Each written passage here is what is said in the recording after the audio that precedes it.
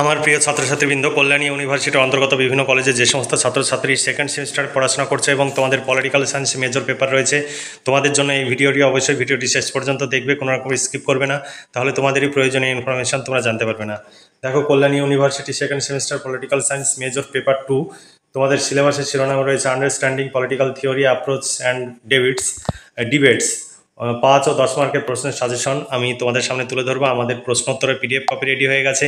তোমরা যদি সংগ্রহ করতে চাও পলিটিক্যাল সায়েন্স মেজর পেপারের জন্য 250 টাকা, পলিটিক্যাল সায়েন্স এসিসি আরেকটি পেপার তোমাদের পড়তে হবে, ওটি এসিসি পেপার নিলে 200 টাকা। অর্থাৎ পলিটিক্যাল সায়েন্স মেজর এবং এসিসি দুটো পেপারের জন্য 450 টাকা তোমাদের পেমেন্ট করতে হবে। তোমরা যদি সংগ্রহ করতে চাও তাহলে তোমরা নিচে দেওয়া হোয়াটসঅ্যাপ নাম্বারে যোগাযোগ করে নোটসগুলো সংগ্রহ করে নিতে পারো। পলিটিক্যাল সায়েন্স মেজরের দুটো পেপার কমপ্লিটস পেয়ে যাবে 450 টাকায়। তাহলে দেরি না করে আজই যোগাযোগ করো এবং নোটসগুলো সংগ্রহ করো। আমাদের কাছে নোটস সংগ্রহ করলে তোমাদের অর্থ এবং সময় সাশ্রয় হবে। তোমাদের এই নোটস সংগ্রহের জন্য বিভিন্ন জায়গায় ছোটাছুটি করার কোনো প্রয়োজন হবে না। তাহলে চলো, সাজেশনের প্রশ্নগুলো দেখার আগে সিলেবাসে কি রয়েছে সেটি আগে দেখে নিই। দেখো, সিলেবাস 2025 নীতিমানবাচক, আইনগত, প্রাতিষ্ঠানিক, অভিজ্ঞতালব্ধ, আচরণবাদী, ব্যবস্থা জ্ঞাপক, কাঠামোগত, কার্যবাদী দৃষ্টিভঙ্গি। ইউনিট 2 এ রয়েছে উদারনীতিবাদ, নয়া উদারনীতিবাদ, সমাজ কল্যাণ। ইউনিট 3-তে রয়েছে নারীবাদ। ইউনিট 4-এ রয়েছে মার্ক্সীয় ধারণা, দ্বন্দ্বমূলক বস্তুবাদ, ঐতিহাসিক বস্তুবাদ। এরপরে 5 নম্বরে ইউনিটে তোমাদের রয়েছে রাষ্ট্র, শ্রেণী সংগ্রাম, উদ্বৃত্ত মূল্য। 6 নম্বরে রয়েছে গণতান্ত্রিক কেন্দ্রিকতা, দল সম্পর্কীয় বিতর্ক, লেনিন ও রোজার, বিপ্লব সম্পর্কে ধারণা এবং লেনিন ও মাও। আর গ্রামসির আধিপত্য, পুরো সমাজের ধারণা। এই ছিল তোমাদের সিলেবাস। এই সিলেবাস অনুযায়ী প্রশ্নোত্তরের পিডিএফ কপি রেডি আছে। পলিটিক্যাল সায়েন্স মেজর পেপারের জন্য 250 টাকা পেমেন্ট করতে হবে। আমাদের একদম ফিক্সড প্রাইস, কোনো রকমের দামাদামি হয় না। কেউ দামাদামি করলে মেসেজ করবে না। আর যদি এসিসি পেপার নিতে চাও, এসিসি পেপার 200 টাকা পেমেন্ট করতে হবে। কমপ্লিট নোটস রেডি হয়ে গেছে। তোমরা দেরি না করে আজই যোগাযোগ করো এবং নোটসগুলো সংগ্রহ করে নাও। তোমরা ভীষণভাবে উপকৃত হবে। 5 ও 10 মার্কের প্রশ্নের সাজেশন 2025। দেখো, 1 নম্বর প্রশ্ন, রাজনীতির অধ্যয়নে নীতিমানবাচক দৃষ্টিভঙ্গি ব্যাখ্যা করো। 2 নম্বর প্রশ্ন, আদর্শমান ও আচরণবাদী দৃষ্টিভঙ্গির পার্থক্য লেখো। 3 নম্বর প্রশ্ন, রাষ্ট্রবিজ্ঞানের সনাতন বা স্বাভাবিক দৃষ্টিভঙ্গি, আচরণবাদী দৃষ্টিভঙ্গির মধ্যে পার্থক্য। রাজনীতির আলোচনায় আচরণবাদী দৃষ্টিভঙ্গির ভিত্তি হিসাবে অভিজ্ঞতাবাদের অন্তর্নিহিত বৈশিষ্ট্যগুলি লেখো। 5 নম্বর প্রশ্ন, রাজনীতি চর্চা আচরণবাদী দৃষ্টিভঙ্গির 5টি বৈশিষ্ট্য লেখো। 6 নম্বর প্রশ্ন, আইনগত প্রাতিষ্ঠানিক দৃষ্টিভঙ্গির বৈশিষ্ট্যগুলি বিশ্লেষণ করো। তুমি কি মনে করো যে আইনগত প্রাতিষ্ঠানিক দৃষ্টিভঙ্গির অবশেষে সাবেক দৃষ্টিভঙ্গির চিত্রায়িত হয়েছে? ব্যাখ্যা করো। কাঠামো কার্যগত দৃষ্টিভঙ্গির সারবস্তু আলোচনা করো। 8 নম্বর প্রশ্ন, ডেভিড ইস্টের ব্যবস্থা জ্ঞাপক বিশ্লেষণ তত্ত্বটি ব্যাখ্যা করো, এর সীমাবদ্ধতাগুলি উল্লেখ করো। তারপর প্রশ্ন, ডেভিড ইস্টনের উপকরণ উপাদান তত্ত্বটি বিশ্লেষণ করো। ইউনিট 2 থেকে তোমাদের প্রশ্ন, উদারনীতিবাদ ও নয়া উদারনীতিবাদের মধ্যে পার্থক্য। জেস মিলের ইতিবাচক উদারনীতিবাদের বৈশিষ্ট্যগুলি উল্লেখ করো। রাষ্ট্রের নয়া উদারনীতিবাদী তত্ত্বটি ব্যাখ্যা করো। সাবেকি উদারনীতিবাদী তত্ত্বের কেন্দ্রীয় ধারণার সংক্ষিপ্ত পরিচয় দাও। লককে উদারনীতিবাদের জনক বলা হয় কেন? তার বক্তব্যের সপক্ষে যুক্তি দাও। তারপরে 6 নম্বর প্রশ্ন, সামাজিক কল্যাণবাদের উদ্দেশ্যগুলি উল্লেখ করো। এই প্রসঙ্গে কল্যাণকর নীতির বাস্তবায়নে জনকল্যাণকর রাষ্ট্রের ভূমিকা আলোচনা করো, অথবা সমাজ কল্যাণবাদের উপর একটি সংক্ষিপ্ত টিকা লেখো। 3 নম্বর ইউনিট, নারীবাদের দৃষ্টিভঙ্গি আলোচনা করো। নয়া নারীবাদী দৃষ্টিভঙ্গির প্রেক্ষাপটে নারীবাদের মৌল বৈশিষ্ট্যগুলি আলোচনা করো। 4 নম্বর ইউনিট থেকে তোমাদের প্রশ্ন। 4 নম্বর ইউনিটের যে প্রশ্নগুলো গুরুত্বপূর্ণ দেখো।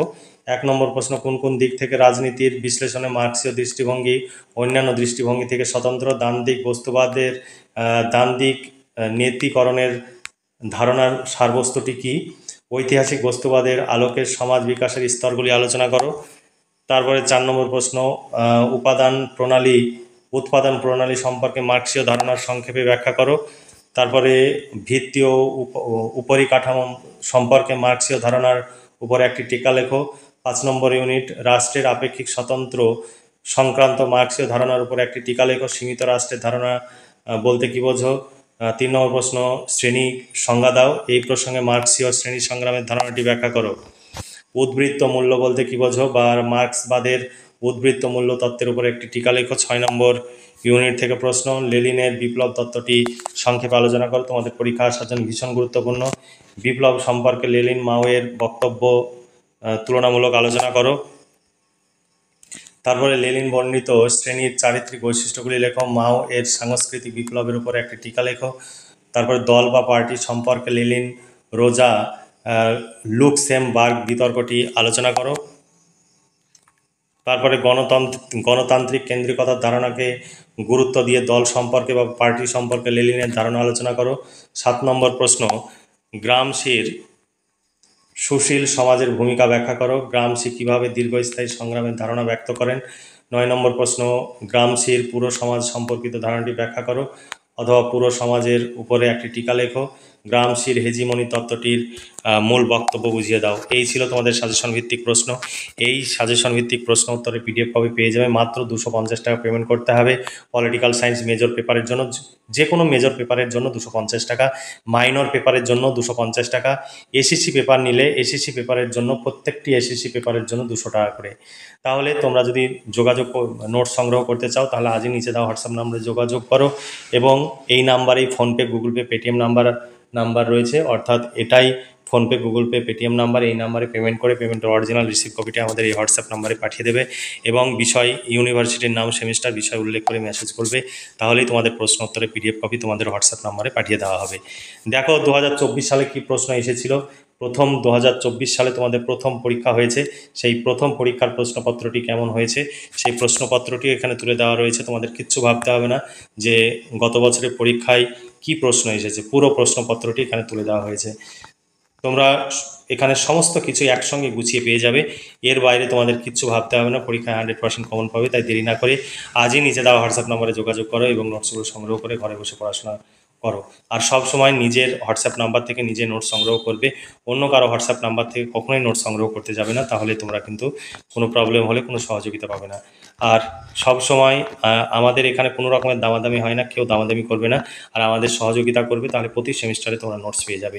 তাহলে তোমরা দেরি না করে আজই নিচে দেওয়া হোয়াটসঅ্যাপ নাম্বার যোগাযোগ করো এবং নোটসগুলো সংগ্রহ করে নাও।